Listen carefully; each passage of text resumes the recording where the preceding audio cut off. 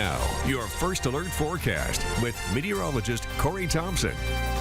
Well, like Scott said earlier today, showers moving in, but just put on some rain gear. You're not going to melt out there. Those showers off to our west, making their way in at about 35 miles per hour. Some of them with occasional little heavier downpours. Not everything you see here necessarily reaching the ground just yet. But the deeper we go into the evening as the atmosphere cools a little bit and a little more moisture gets into the atmosphere, courtesy of some of these showers falling, we'll eventually get to that point where those rain showers do meet the ground. Now here south of Des Moines, a little patch of some heavier downpours with some lightning. This would be tracking south of Interstate 80, Oskaloosa, Washington would see that in a couple of hours as it continues off to the east. Your first alert highlights the potential for showers over the next couple of hours, but that chance goes away as we get toward especially, let's say 9 or 10 in most cases. The rest of the night and tomorrow will be spent dry, but windy conditions will be with us through the evening too. Gusts could get to 30 or even a little bit higher for the next hour or two, and then getting lighter by a significant margin by tomorrow morning. Cedar Rapids City Cam shows a very gray sky. We've had a lot of that going on this afternoon after a somewhat sunnier start. Temperatures in the 50s to around 60. Dew points did look at those numbers down in the 20s or low 30s.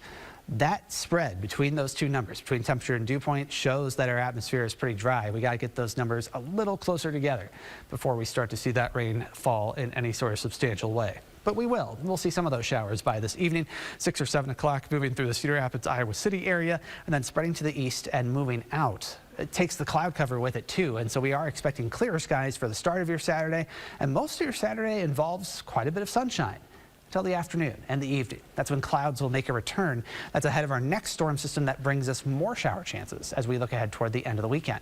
Temperatures in the low to mid 20s overnight as those skies clear and northwest winds usher in somewhat cooler temperatures. We see a low around 21 in Fayette, 25 in Tama, with those winds still going around at 20 to 30 miles per hour. Now tomorrow afternoon, 40s or 50s look like a pretty good likelihood. 49 in Dubuque, but 56 in Tama as clouds increase gradually.